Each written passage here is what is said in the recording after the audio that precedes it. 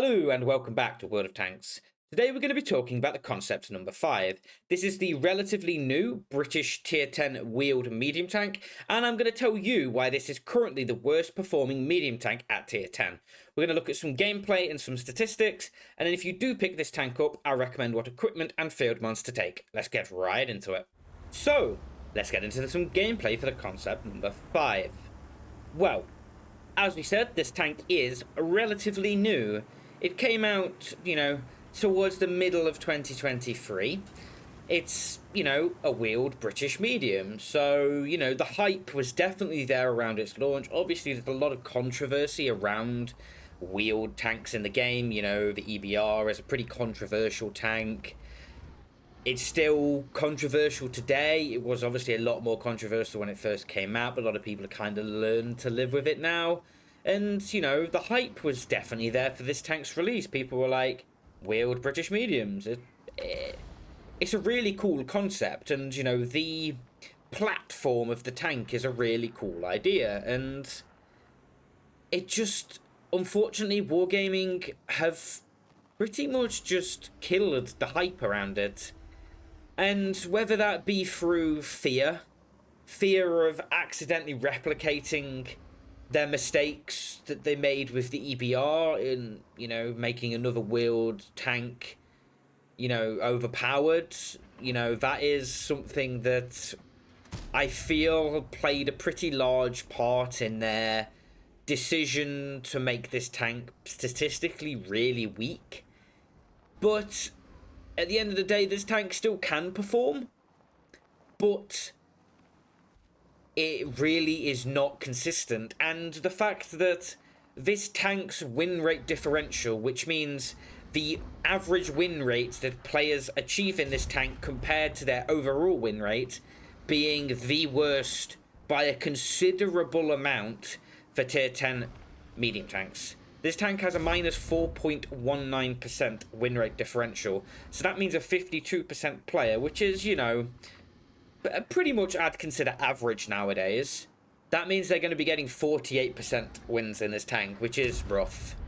And, you may look at this tank statistically on paper and look at it and go, it doesn't seem that bad. But in practice, it just is. It has a nice gun, I will say that. As you will see in this game, the gun is pretty comfy, but it has no hit points. The wheels do nothing for the tank. It's not the quickest.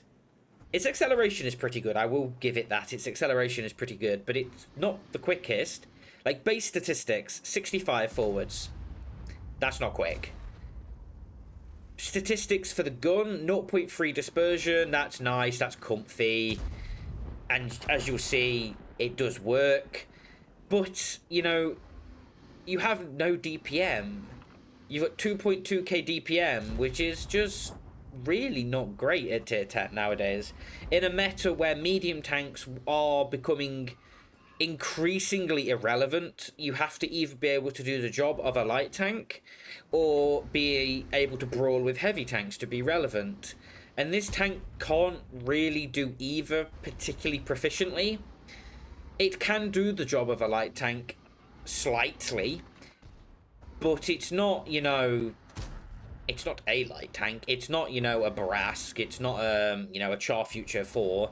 It very much is, you can run a spotting build on it, but it is not going to be, the best thing in the world. But it just feels like this tank was... It was demanded by the player base, and the player base were really excited about it. There was a lot of hype around it. Wargaming hyped this tank up quite a lot. And they were too scared of making it too good. Not even too good, just making it okay. I think they were scared of the backlash that having another wheeled tank in the game that is good would give them. And I feel that's just wrong, because it's not fair on this tank. This tank has great potential, but statistically, it is just completely underperforming. Players are unable to make it work, and it needs a buff. honestly, this tank desperately, desperately needs a buff. It really is quite shocking that Wargaming have let the fear of making a tank that has wheels good affect this tank even being kind of playable in that sense. This tank lacks penetration, you know, it's got 318 gold pen, that's just poor nowadays, especially. Yes, it's APCR, which is pretty nice. Yes, it's APCR with very good shell velocity of 1420, but 318 pen, you're going to struggle to pen tier 9 heavies with that. You're going to struggle to pen pretty much flat plates of every tier 10.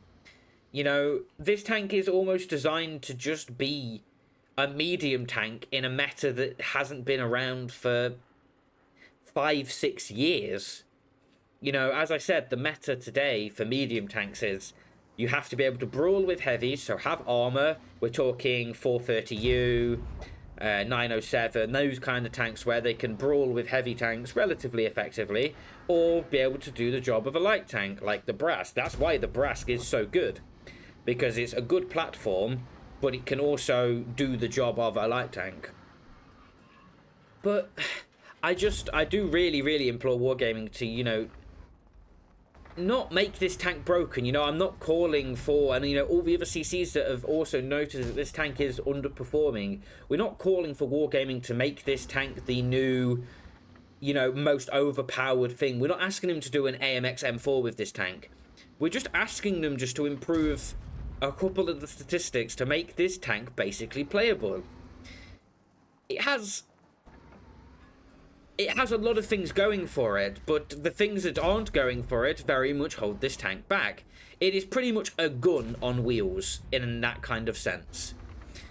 It has no armor. It has, you know, not even great gun depression. You remember, this is a British medium tank. It has 8 degrees of gun depression. So you don't really have gun depression to particularly play a ridge very proficiently. You have decent alpha damage, but no DPM. The fact that this tank has no DPM does very much hold it back. You haven't got the HP to trade. You know, you've only got 1800 hit points. You know, there's tier 9 mediums with, you know, better hit points than this tank. It is just so lacking in too many areas that this tank is just underperforming for even good players. Yeah, don't get me wrong.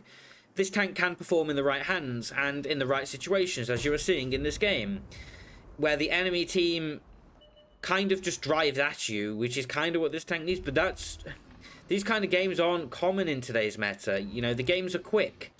So this tank's lack of DPM affects its ability to have any form of influence on the game. This tank's lack of armor stops it from being able to use its decent acceleration to take an aggressive position, because, you know, yeah, it can get into position, but it can't stay there. You know, it can't side scrape, it can't brawl. It kind of just has to sit in a bush like a light tank destroyer. Which, it works, as I said, when the enemy team just drives at you or sits out in the open and, you know, you have someone on your team to spot for you, like, you know, the Manticore and the Platoon. But if you don't have that, you're really just struggling. You know, yeah. This thing is also massive, by the way.